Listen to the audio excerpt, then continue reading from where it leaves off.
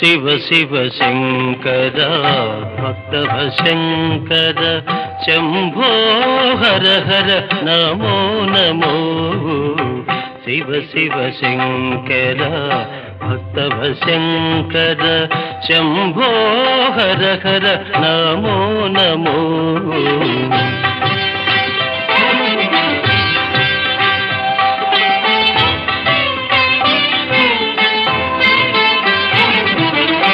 పుణ్యము పాపము